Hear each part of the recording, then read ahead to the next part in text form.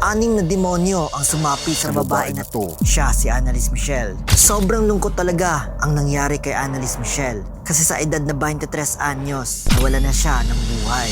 Wann bist du überhaupt hier? Ich hab Recht dazu, dass ich in dem Wald bin.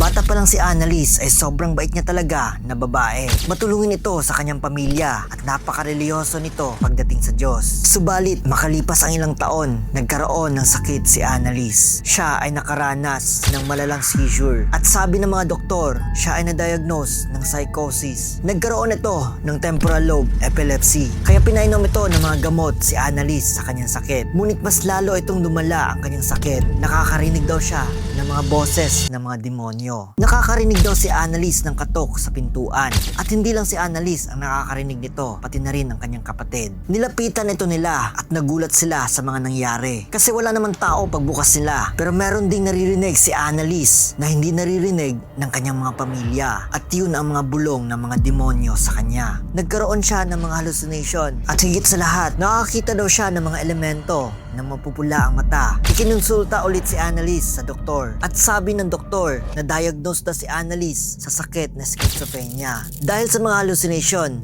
at naririnig niya, mas dumami ang mga medisina na iniinom ni Annalise ngayon. Pero di pa rin ito tumatalab. Mas lalo itong lumala ang kanyang sakit at para bang nagbago na ang kanyang ugali. Na para bang hindi na si Annalise ang kanilang nakikita. Naging sensitibo na din ito pag nakakakita ng mga cross. Ilang taon ang lumipas, hindi pa rin gumagaling si Annalise. At isang araw nakita nila si Annalise na nakatitig lang sa larawan ni Mama Mary. At nilapitan niya ito, subalit paglapit niya, nakita ng ina ang mata ni Annalise na sobrang itim na para bang sinapian ng demonyo. Kaya't napag-isipan nila na ibigay ito si Annalise sa mga exorcist. Subalit hindi pumayag ang mga pare na i-perform ang exorcist sa bata. Pinayuhan na lang ito na ipagpatuloy inumin ng kanyang gamot hanggang sa gumaling na ito. Taon 1975, 5 years na ang nakalipas, hindi pa rin gumagaling si Annalise. Lumubha ang kanyang sakit at kumakain na daw ito ng sarili niyang dumi. Nakita ni Father Ernest Alt ang kalagayan ni Annalise at sinabi niya na hindi daw ito nagkaroon ng sakit, kagagawan daw ito ng mga demonyo. Humingi ng permission si Father Ernest Alt na i-perform ang exorcist at pumayag naman ito na gagawin nila ito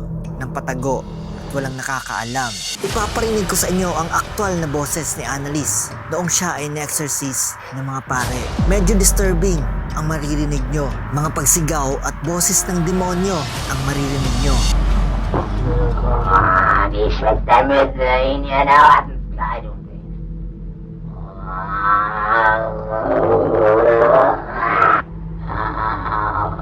Noch mehr.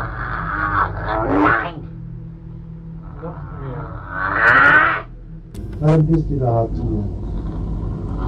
Ich hab Recht dazu, dass ich in dem Wald bin. Ich trag dir die Rotznase noch so lang, bis es leer wird. Ist auch blöde Weib. Uns geht's kein zurück. Nee! In alle Ewigkeit! Sag mir den Namen. Ich, der Judas und der Nero, der Kain und der Hitler. Fünf immer. Wirst du wechseln? Oh, den haben wir gelogen. Den habt ihr dazu gelogen. Sohn des Heiligen Geistes. Amen. Die holländischen Bischöfe sind Ketzer. Heretiker.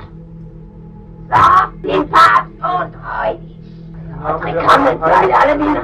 Bleib alles sagen, was du mir zu sagen hast. Im Namen des Vaters und des Ich Sohnes sag und euch des das. Heiligen Geistes. Das wissen wir alle.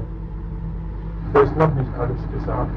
Du musst jetzt alles sagen. Und zwar, dass die Dinge Hindi kumakain si Annalise at hindi daw siya umiinom. Dahilan daw sa hindi pagpayag ng mga demonyo sa kanya. July 1, 1976, ang huling exorcism na ginawa sa kanya. Nagkaroon ito ng mahigit 67 exorcism 2 beses sa isang araw. At minsan umaabot pa ito ng 4 na oras bawat session. Pagkalipas ng umaga, ito na ang pinakamasamang nangyari sa kanya. Nawalan ng buhay si Annalise. Ilang araw din siyang nagdurusa dahilan sa hindi pagkain at pag-inom ng tubig. Nakita na lang ng mga pamilya niya sa loob ng kwarto na wala na itong buhay. At ang mas nakakarumal pa nito, sabi ng doktor, dahil daw ito sa hindi pagkain at pag-inom ng tubig. Nakita din ng ibang doktor na meron itong mga baling buto at mga sugat sa kamay. Normal lang daw ang kanyang utak at wala itong problema. Kahit nakakapagtaka talaga ang nangyari kay Annalise. Naging tahimik itong case na to for almost 2 years. Lumipas ang ilang taon, 1978. Hinatulan ng kaso ang mga pare na involved sa case ni Annalise. At hindi naniwala ang mga korte sa ibinigay na tape kung saan sinapian ng mga demonyo si Annalise. At sabi ng korte, si Annalise daw ay dapat magpatuloy sa kanyang paggagamot. Baka sana buhay pa siya hanggang ngayon. At itong storya na to ay hanggang ngayon hindi pa rin alam kung ano ba talaga ang tunay nangyari kay Annalise Michelle. Ito ba ay sakit lang o ito ay totoong pagsapi ng mga demonyo?